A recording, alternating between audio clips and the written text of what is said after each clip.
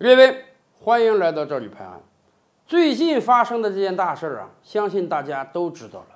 我们很多人是非常义愤填膺的，当然啊，也有一些人不太理解。有的人说啊，不就是某个人说了一些话吗？即便这些话我们不太喜欢听，是不是我们要尊重人家的言论自由啊？西方不是有很多人经常给我们洗脑吗？我不同意你的观点，但是我誓死捍卫你讲话的权利。是。理论上讲，任何人你都有发表自己观点的权利，但问题是，大家忘了，这个世界上是有禁区的。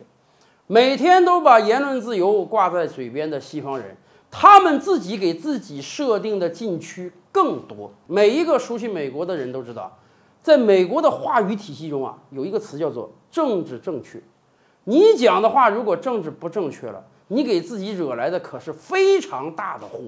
我们举一个例子，还是他们体育界的人啊，在几年之前，好像是2014年啊，也有一个球队的老板啊说了几句话，人家还不是公共场合啊，跟这哥们儿还不一样，人家是打电话给自己的女友啊，然后在打电话过程中骂了几句黑鬼，骂了几句黑人，用了不太文雅的词，结果这个事儿被爆出来之后，什么结果？这个球队的老板出来道歉，被联盟罚款250万美元，然后联盟要求他，你必须把你这个球队卖了。你因为骂黑人啊，你都没资格当这个球队老板，以后终生你不可以再进入到这个联盟中。这个人犯什么错了？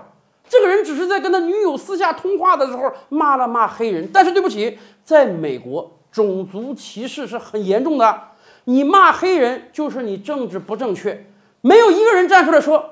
这不是这个人的言论自由吗？咱不是说你得捍卫他说话的权利吗？是啊，你说了这个话，你就要付出非常非常大的代价。大家知道吗？在美国这样一个国家，你不要说你直接骂黑人啊，你就是请黑人吃个西瓜，吃个炸鸡，人家都可能对你怒目而视，觉得你在歧视他呀。常年的训练下来，美国每个人的脑中啊都有了一个禁区，那就是绝对不能有种族歧视的观点啊。哪怕你真有这个观点，你也最好悄默人息的时候找个树洞自己说，或者只找非常非常非常亲近的人讲，千万不要跟别人讲。哪怕你不是在公共场合发表你这个观点，一旦你说的这个话被别人知道了，对你绝对是灭顶之灾。谁说美国言论自由了？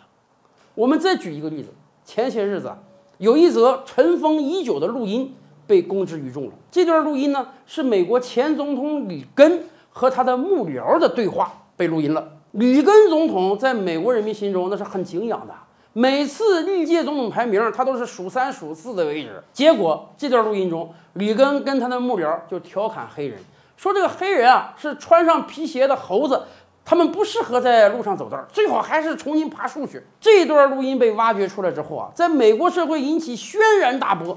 很多人说，里根总统怎么能有这样种族歧视的观点呢？逼得里根总统的女儿都出来跟大家道歉，说他父亲虽然死了，但他父亲这么做也是不对的。是啊，在美国就是有这样的禁区，而且这个禁区是他们自己划定的。任何人只要你触犯到了这个事情，对不起，不存在言论自由。